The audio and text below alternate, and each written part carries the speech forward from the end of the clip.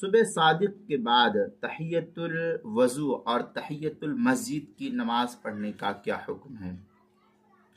چنانچہ صبح صادق سے سورج نکلنے تک تحیت الوضو اور تحیت المسجد یا کوئی دوسری نفل نماز پڑھنا یہ جائز نہیں ہے۔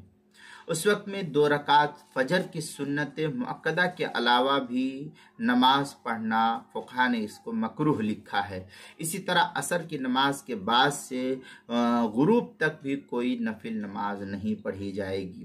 چنانچہ فتاوی شامی میں ہے، کوہستانی سے نقل کیا ہے، وَرَكَعَتَانِ أَوْ أَرْبَعَ وَهِيَ أَفْضَلُ لِتَحِيَّةِ الْمَسْجِدِ إِلَّا إِذَا دَخَلَ فِيهِ بَعْدَ الْفَجْرِ۔ اس طریقے کی عبارت فتاوی شامی جو زکریا بک ڈپو دیوبند کا ہندی نسخہ ہے، اس کی دوسری جلد صفحہ 458، احسن الفتاوی اس کی تیسری جلد صفحہ 481، کتاب المسائل پہلی جلد صفحہ 497 پر اس کو نقل کیا گیا ہے۔